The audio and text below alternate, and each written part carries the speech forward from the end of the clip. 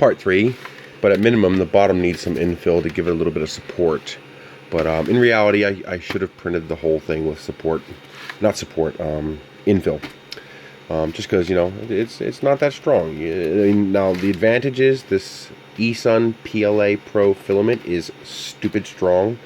I mean, truly, truly strong. It was actually difficult to tear off these little stringies, the little loose strands on the bottom, because this filament is so strong. I still have a tiny bit of zitting. I got to work on clearing that up. I have some imperfections, as you can see right there. That is not the fault of the printer or the G-code. That is my fault.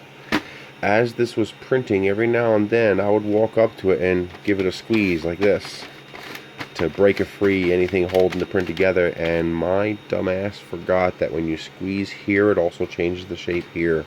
So I was actually moving the print underneath the head as it was printing.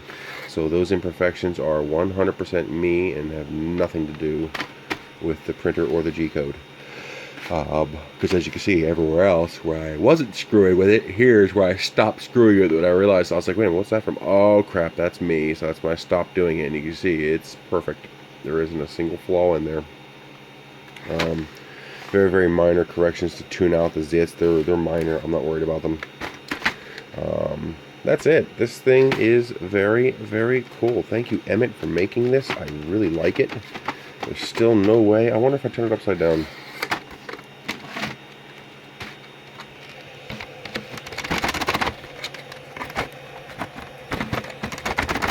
Nope, won't gravity feed upside down. I was wondering if I held it upside down and jiggled it, would they close? But no. It should get a little bit easier as I work it, as it grinds away at the nubs inside. But yeah, that's it. One thing I might try to do, if it'll give enough without breaking, is I might try putting little caps on top of the pins so that they can't get free, but I'd probably ruin it if I tried that. So I'm going to leave it alone.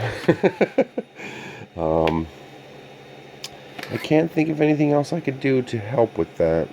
I think it's this lifting. I think it's the this outer ring moving vertically, which shifts around the connections inside.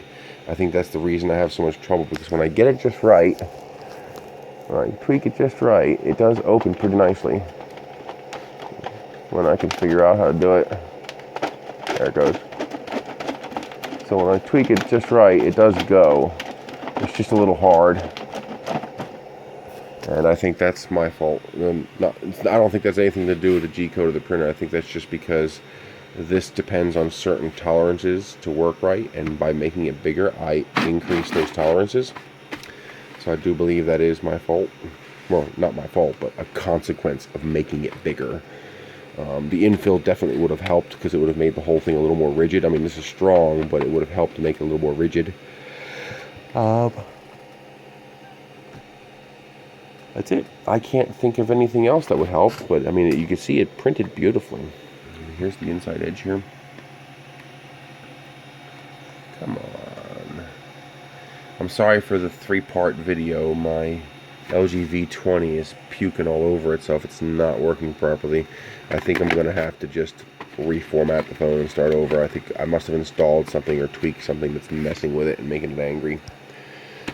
The video will start just jittering and stuttering, and that's actually in the recording. It makes it unusable, completely unusable. So I had to switch back to my older Note 4, which has a 5-minute limit on UHD videos, on 4K UHD videos. Yeah, this is amazing. I love this printer. I am telling you, if you want a 3D printer, there is no other option. You buy this goddamn printer. I mean, Jesus, I got more money into my Maker Select V2 than I do into this printer.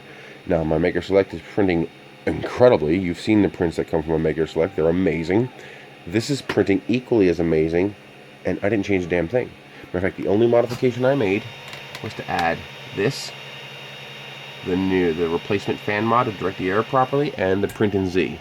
Otherwise, no modifications to this printer. It is stock, and it is amazing. I have no problems, no complaints. Thank you for watching today's 3D print.